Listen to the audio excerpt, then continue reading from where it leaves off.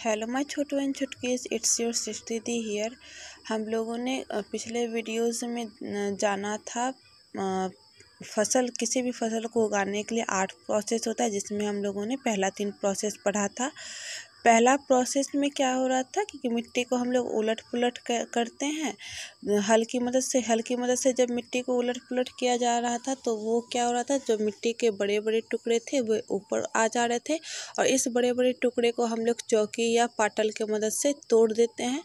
तो क्या होती है, मिट्टी भुरभुरी हो जाती है। मिट्टी भुरभुरी होने के कारण क्या होता है, इसमें जो है आसानी से जड़, जो भी पौधा हम लोग लगाए, जो भी हम लोग बीज लगाए, तो उसका जड़ जो है आसानी से अंदर तक जा रहा था, जिससे गैस का विनिमय और फिर पोषक तत्व इस जड़ को मिट्टी से आसानी से मिल जा रही थी। अब उससे आगे हम लोग बुआई में ही जानेंगे। तीसरा जो प्रोसेस था बुआई में क्या हो रहा था, हम लोग जो बीज को मिट्टी के अंदर डालते हैं तो उसे हम लोग बुआई कह रहे थे। तो बुआई में क्या होता है कि जो भी हम लोग बीज लगा रहे हैं उसके बीच में दूरी बराबर होनी चाहिए।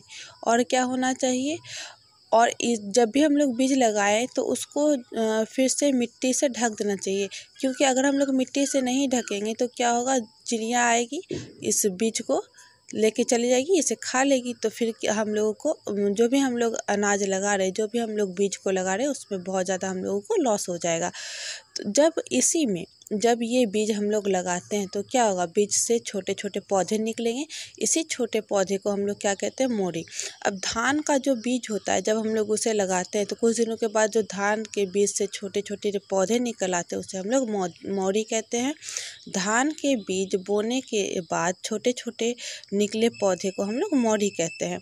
अब मोरी के बीच में जब हम लोग इस मोरी को दूसरे खेत में लगाते हैं, दूसरे खेत में लगाने से क्या लाभ होता है कि उसमें पहले जो खेत में हम लोगों ने लगाया था बीज को, तो उसमें मिट्टी में तो पोषक तत्व होगा, तो इस जड़ ने क्या किया, जो मिट्टी में पोषक तत्व था वो सारा इस पौधे के जड़ ने खींच लिया।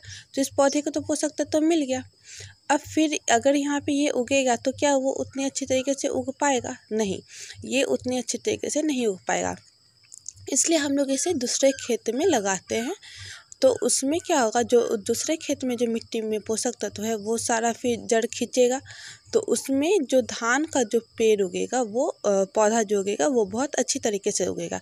अब जब हम लोग मोरी को, वो जो छोटा छोटा पौधा जो बीज से बना है, उसे जब दूसरे खेत में लगाते हैं तो उसमें हम लोगों को बहुत सारी सावधानियाँ बरतनी पड़ती है। पहला है, बीजों के बीच समान दूरी होना चाहिए। अगर मान लीजिए हम लोग एक पौधे को, धान के पौधे को यहाँ लगाए, एक मोड़ी को यहाँ पे लगाए हैं और जस्ट उसी के बगल में अगर दूसरे मोड़ी को भी लगा दिया हम लोगों ने, तो क्या होगा, इसका जड़ तो इसका जड़ जो है फैलेगा, तो इसका भी जड़ फैलेगा। तो क्या होगा, दोनों एक दूसरे में फंस जाएंगे और दोनों में से किसी को भी अच्छे तरीके से पोषक तत्व तो नहीं मिल सकता। इसलिए हम लोग जब भी मोड़ी को लगाते हैं तो उसके बीच में समान दूरी होना बहुत ज़्यादा ज़रूरी है।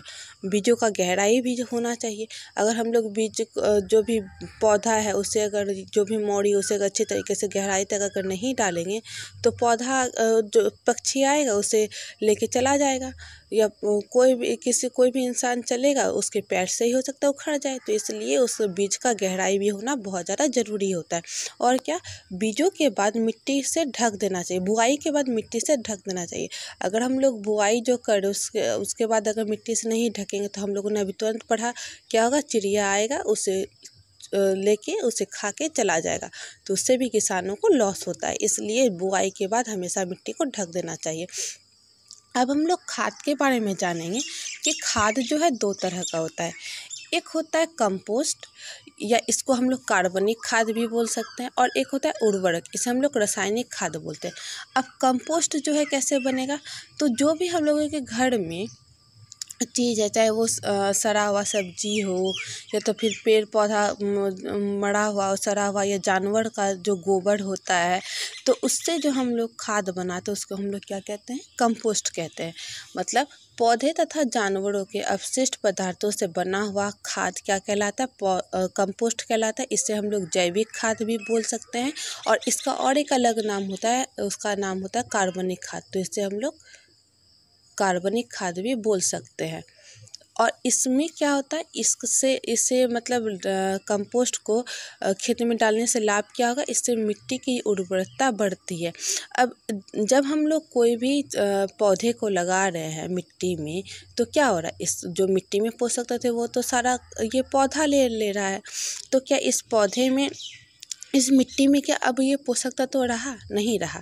तो इसलिए हम लोग क्या करते हैं, जब भी हम लोग कोई भी अनाज को उगाते हैं तो उसके बाद क्या करते हैं, हम लोग खेत को छोड़ देते हैं कुछ समय के लिए, और उसमें हम लोग खाद को डाल देते हैं। ये कंपोस्ट डालिए या उर्वरक डालिए, कंपोस्ट डालना बहुत ज़्यादा बेस्ट रहता है। तो क्या करते हैं हम लोग, ये कंपोस्ट को डाल दें, गोबर डाल दीजिए, वो सड़ा गला हुआ सब्जी रहता है उससे डाल दीजिए। तो क्या होगा, जो खेत की जो मिट्टी में पोषक तत्वों की कमी हो गई थी, वो इसे फिर से बराबर करने में मदद करता है। तो कंपोस्ट। अब उर्वरक क्या है, तो उर्वरक की जो है रासायनिक खाद होता है, मतलब केमिकल वाला खाद होता है। ये जो है पानी में घुलनशील होता है, ये पानी में आसानी से, उर्वरक जो है पानी में आसानी से घुल जाता है। जैसे यूरिया, पोटाश, सुपर फॉस्फेट, ये सारा क्या होता है, केमिकल होता है, जो कि जिसे हम लोग उर्वरक कहते हैं। ये पानी में घुलनशील होता है, और इसको डालने से क्या लाभ होता है, फसलों में पैदावार बढ़ती है, मतलब फसल की जो संख्या है वो बहुत ज़्यादा होती है। लेकिन इससे ये हानि है कि ये जो है ना, खेत का जो मिट्टी होता है उसका अम्लीयता और क्षारीयता को बढ़ा घटा सकता है। इसलिए इसे खेत में बोला जाता है 1 से 2 बार ही डालने के लिए। और इसे हम लोग, ये तो कंपोस्ट है, ये घर का कार्बनिक पदार्थ है ये, तो इसे हम लोग कभी भी डाल सकते हैं। लेकिन इसे भी ज़्यादा मात्रा में नहीं डालना है, क्योंकि उससे मिट्टी का जो pH लेवल है वो बढ़ घट सकता है। मतलब कभी मिट्टी अम्लीय हो जाएगी, कभी मिट्टी क्षारीय हो जाएगी ज़्यादा डालने से। इसलिए इसे भी बराबर मात्रा में ही, मतलब उतना भी नहीं डालना है, लेकिन इसे तो बहुत कम ही डालना है। एक बार डाल दिए वो भी बहुत हो गया। अब उर्वरक और खाद में अंतर क्या है उसके बारे में जानते हैं। तो उर्वरक जो है ये तो अकार्बनिक लवण है, और ये क्या है, खाद जो है कार्बनिक पदार्थ का मिश्रण है। क्योंकि हमारे शरीर में जितने भी सजीव जीव हैं उसके शरीर में कार्बन पाया जाता है, और उसी के अपशिष्ट से बना है, उसे तोड़कर बना है। तो ये क्या होता है, कार्बनिक पदार्थ होता है, ये अकार्बनिक लवण होता है। इसे हम लोग फैक्ट्री में तैयार करते हैं, इसे हम लोग खेत में या घर में भी तैयार कर सकते हैं। इसमें ह्यूमस नहीं पाया जाता है, और इसमें ह्यूमस जो है बहुत ज़्यादा मात्रा में पाया जाता है।